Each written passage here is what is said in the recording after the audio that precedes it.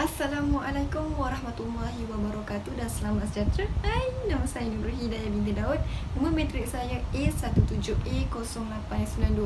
Okey, hari ini saya ingin mengupas sedikit isu mengenai komunikasi dalam perniagaan dan pemasaran sepanjang tempoh Perintah Kawalan Pergerakan. Seperti kita sedia maklum, sudah hampir 5 bulan sejak tempoh Perintah Kawalan ini diperkenalkan, iaitu pada 18 Mac tahun 2020. Hal ini disebabkan oleh virus COVID-19 yang melanda di seluruh dunia dan memberi impak yang negatif kepada seluruh lapisan masyarakat, khususnya kepada golongan usahawan. Tempoh PKP ini juga telah memberi halangan kepada golongan usahawan untuk melakukan transaksi urus niaga mereka seperti biasa.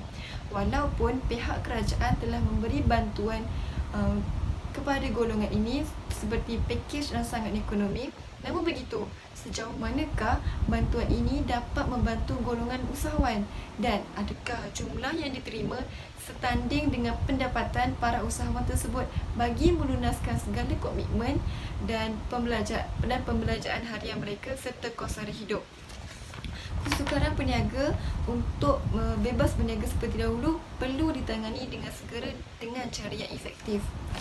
Memetik sedikit daripada keratan akhbar dari Harian Metro pada 10 Jun tahun 2020, salah seorang peniaga di pantai tersebut yang dikenali sebagai Nur Izzati Ismail, 35 tahun, berkata dia tetap akan melakukan dan meneruskan operasi perniagaannya seperti biasa mengikut prosedur yang telah ditetapkan oleh kerajaan. Hal ini kerana beliau perlu melunaskan hutang dan juga membayar gaji pekerja-pekerja beliau. Bantuan yang disalurkan oleh pihak kerajaan seperti Bantuan Perhatian Nasional BPN sedikit sebanyak juga telah meringankan beban beliau. Dia juga berharap agar kemelut ini segera berakhir dan kita semua dapat mencari rezeki seperti biasa. Seterusnya, para peniaga juga perlu bijak dalam menangani isu ini. Setelah tamat tempoh PKP, kita telah dikenalkan pula dengan PKPD, PKPP bersyarat dan sekarang ini PKPP, Perintah Kawalan Pergerakan Pemulihan. Ini bermakna rakyat Malaysia dapat melaksanakan aktiviti harian mereka seperti biasa dengan SOP yang telah ditetapkan oleh pihak kerajaan. Ini juga adalah merupakan salah satu peluang untuk para usahawan kembali berkomunikasi dengan sasaran pelanggan mereka melalui langkah yang selamat dan betul. Komunikasi yang berkesan di antara peniaga dan juga usahawan dapat menarik minat pelanggan untuk mendapatkan produk atau servis yang ditawarkan oleh usahawan. Dalam tempoh PKPP ini juga, usahawan mestilah kreatif bagi menjana pendapatan dan seterusnya memenuhi segala kehendak dan keperluan pelanggan. Dalam era yang serba canggih ini, komunikasi sebenarnya dapat dilakukan melalui hujung jari sahaja. Katakan apa sahaja yang diinginkan oleh pelanggan. Mereka hanya perlu membuat turun aplikasi, membuat pilihan pesanan, melaksanakan pembayaran dan seterusnya menunggu pesanan tiba di lokasi yang diinginkan oleh para pelanggan. Seterusnya, memetik sedikit keratan akhbar dari Berita Harian pada 30 April tahun 2020, Timbalan yang di-Pertua Dewan Peniaga dan Perindustrian Terengganu, Dr. Tengku Khairi Abdul Rahman berkata, dalam menangani kemelut yang melanda disebabkan oleh PKP, usahawan kini dilihat semakin positif dan tidak lagi buntu. Kebanyakan usahawan juga sudah mula mengatur strategi baru bagi memulihkan perniagaan masing-masing. PKP ini juga sebenarnya memberi peluang kepada usahawan untuk menilai dan merangka semula model perniagaan masing-masing, terutama dalam mengendalikan operasi perniagaan secara dalam talian. Selain itu, beliau juga menyarankan agar usahawan terus berhubung dengan para pelanggan dan memberi maklumat kepadanya tetap mengenai perubahan cara dan waktu operasi supaya mereka tidak beralih kepada para pesaing yang lain.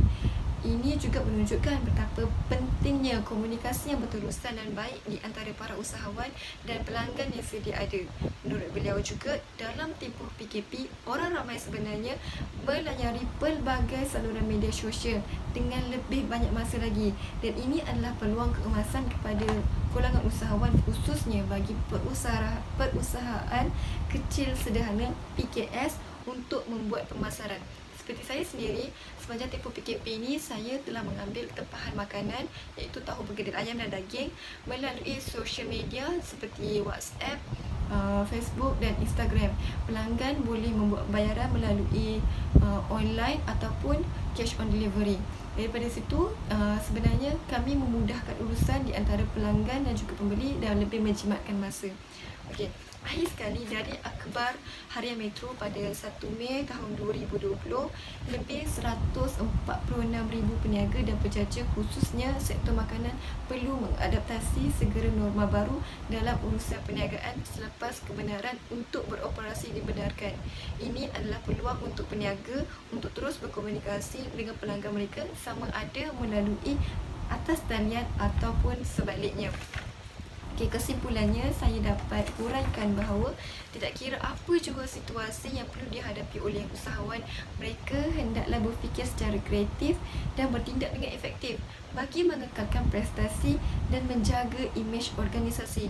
Jangan mencipta alasan, tetapi jadikan sebarang bentuk cabaran yang perlu dihadapi sebagai satu peluang pengalaman dan juga pengajaran yang bermakna untuk terus berjaya di masa hadapan.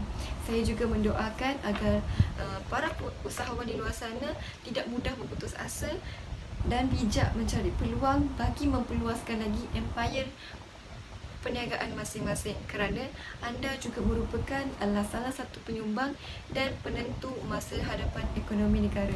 Sekian sahaja daripada saya, Nurul Hidayah Daud. Bye-bye.